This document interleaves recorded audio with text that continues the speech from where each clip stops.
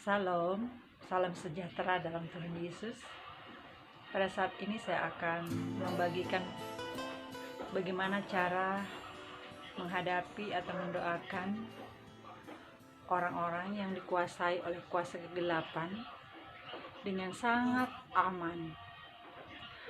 Kira-kira apa saja yang harus kita lakukan atau kita persiapkan sebelum mendoakan mereka. Semoga apa yang saya sampaikan bisa bermanfaat bagi siapapun, bagi saudara-saudara yang membutuhkan. Hendak mendoakan seseorang atau siapa saja, pastilah kita tidak ingin setelah mendoakan mereka atau orang itu kita mengalami masalah.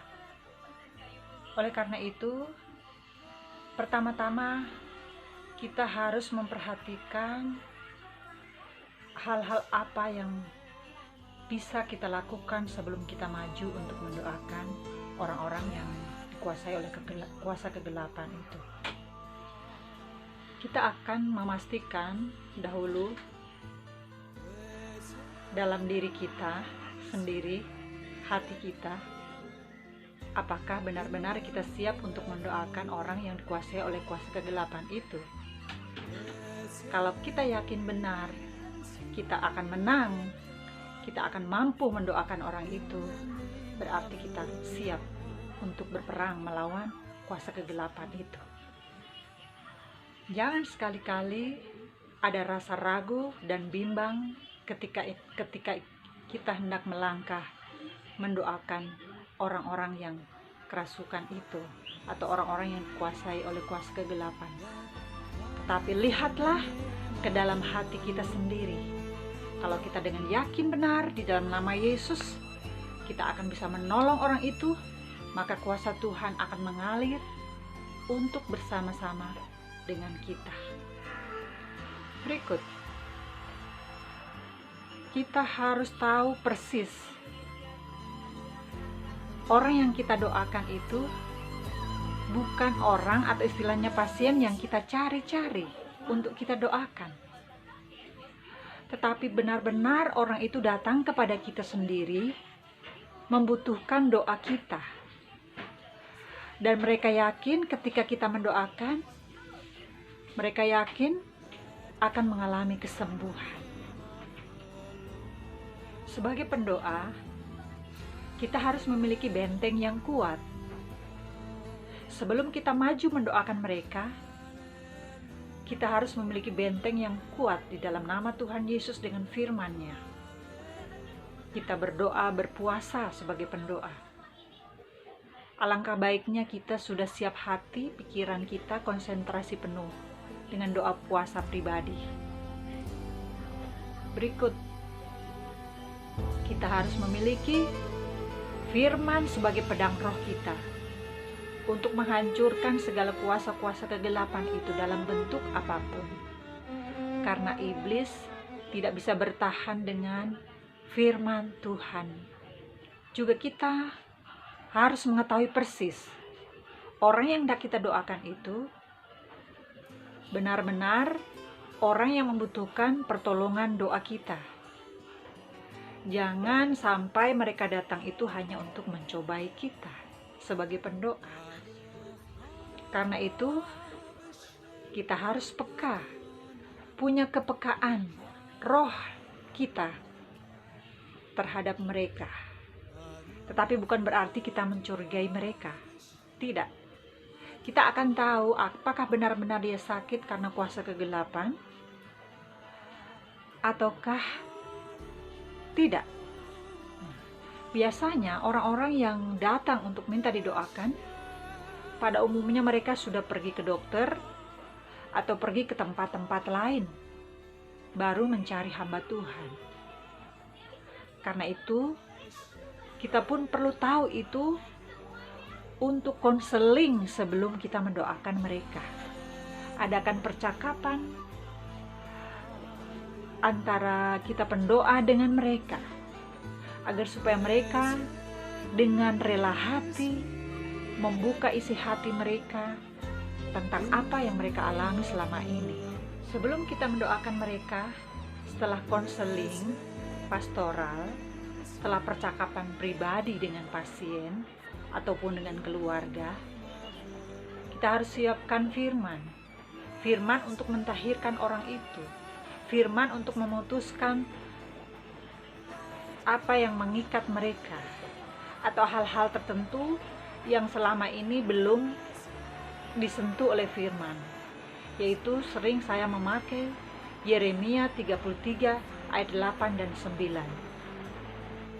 Yeremia 33 ayat 8 dan 9, di dalamnya adalah di mana Tuhan Allah sendiri akan mentahirkan orang itu dari segala kesalahan dan dosa apapun.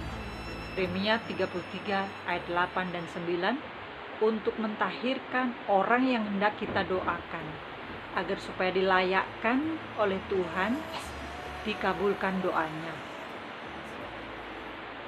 Aku akan mentahirkan mereka dari segala kesalahan yang mereka lakukan dengan berdosa terhadap aku, dan aku akan mengampuni segala kesalahan yang mereka lakukan dengan berdosa dan dengan memberontak terhadap aku.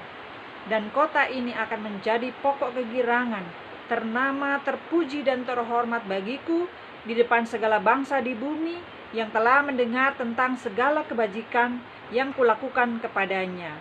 Mereka akan terkejut dan gemetar karena segala kebajikan dan segala kesejahteraan yang kulakukan kepadanya. Demikian firman yang hendak mentahirkan orang yang hendak kita doakan. Juga satu firman lagi sebagai pedang roh kita untuk menghancurkan kuasa mantra, sihir, dan kuasa kegelapan lainnya, yaitu di dalam Ibrani 4 ayat 12. Sebab firman Allah hidup dan kuat dan lebih tajam dari pedang bermata dua manapun. Ia menusuk amat dalam sampai memisahkan jiwa dan roh, sendi-sendi dan sumsum. Ia sanggup membedakan pertimbangan dan pikiran hati kita. Firman ini sangat dahsyat. Iblis manapun tidak akan bisa berhadapan dengan pedang roh Allah ini. Ketika kita mendoakan orang yang dikuasai atau dikerasuki kuasa kegelapan, kita sebagai pendoa menyadari sungguh bahwa kita sementara mengadakan doa peperangan untuk merebut orang itu, agar supaya terlepas dari pengaruh negatif, pengaruh apapun, pengaruh yang buruk dari kuasa setan, kuasa iblis itu.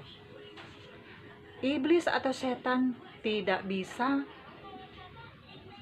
berbuat apa-apa, bahkan dia bisa terbakar, dia hangus, dia lari ketika mendengarkan firman yang diucapkan oleh orang-orang percaya.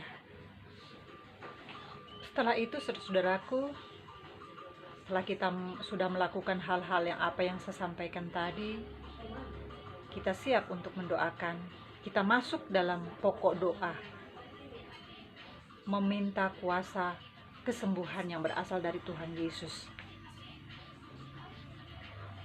Dengan mendoakan mereka, juga menjamah mereka dengan yakin dan percaya, maka kuasa Tuhan yang dahsyat itu akan turun, karena kita meminta dan kita percaya dengan iman yang ada pada kita, pada pendoa, juga iman yang ada pada para pasien tadi atau orang-orang yang hendak kita tolong. Itu sangat penting.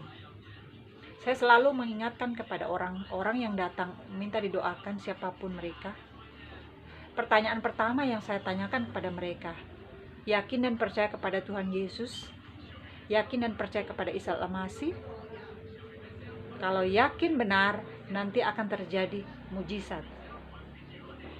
Tetapi kalau masih ragu atau masih ada hal-hal yang terselubung, mereka tidak membuka hati, maka walaupun sudah didoakan, ada kemungkinan mereka belum menemukan jawaban ataupun kuasa kesembuhan itu. Karena itu, dikabulkan doa kita itu tergantung hati yang bersangkutan. Mengapa saya tanyakan percaya penuh kepada Tuhan Yesus atau Isa Al-Masih atau tidak. Walaupun kadangkala mengatakan sudah percaya, benar-benar percaya, tetapi Tuhan yang melihat hati kita. Kalau di dalam hati seseorang itu masih ada kuasa lain atau percaya kepada ilah lain, hatinya masih mendua, ya, itu harus dilepas, harus diputuskan, harus mengambil keputusan pribadi. Percaya kepada Tuhan Yesus sepenuhnya atau tidak. Saya teringat apa yang terjadi dalam kepemimpinan Yosua. Mengambil keputusan iman.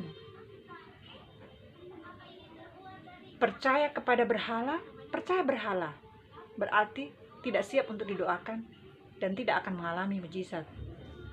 Percaya kepada Yesus Kristus atau Isa Al-Masih sepenuhnya 100%, maka itu tidak ada yang mustahil bagi orang yang percaya. Dan inilah yang prinsip sekali, sangat prinsip seseorang yang selama ini datang minta didoakan, mencari kuasa kesembuhan, mencari mujizat. Pernah terjadi itu mujizat kalau di dalam hatiku dan di dalam hatimu itu masih ada ilah lain. Itu hal yang prinsip. Tuhan sangat cemburu, Tuhan sangat tidak mau orang yang datang kepadanya hanya mencari mujizat, tetapi dalam hatinya tidak murni, dalam hatinya masih percaya kepada ilah lain. Dan inilah yang seringkali kami katakan atau kami arahkan pasien ataupun siapa saja yang datang minta didoakan. Hatinya, hati mereka harus terbuka untuk Tuhan. Hatinya harus betul-betul untuk Tuhan Yesus, ya. Untuk Isa Al-Masih. Tidak bisa ada kepercayaan lain. Nah, ketika hatinya ini sudah mulai tahu menempatkan Yesus atau Isa Al-Masih di dalamnya, maka saudaraku yang sangat diberkati oleh Tuhan, siapapun kau, dari manapun asalmu, maka mujizat yang dahsyat dari Yesus Kristus Isa Al-Masih itu akan terjadi. Akan terjadi kuasa kesembuhan bagi mereka yang sakit, sakit apapun. Akan terjadi mujizat apapun yang engkau inginkan dalam hatimu, dalam pergumulan hidup kita. Itu yang menjadi pegangan, itu yang menjadi sukacita iman yang luar biasa. Kiranya apa yang saya sampaikan pada saat ini dapat memberikan hal yang positif, bisa mendorong siapapun yang mendengar, siapapun yang menonton video ini untuk bisa ikut dalam mendoakan orang yang betul-betul membutuhkan pertolongan doa kita. Ketika orang tahu bahwa kita mempunyai potensi ataupun kita mempunyai kemampuan untuk mendoakan, kita sangat bersukacita. Jangan pernah takut untuk mendoakan orang. Jangan pernah takut untuk mendoakan siapapun. Asalkan kita tahu persis apa yang harus kita lakukan sebelum kita maju mendoakan orang itu. Terpujilah nama Tuhan Yesus. Amin.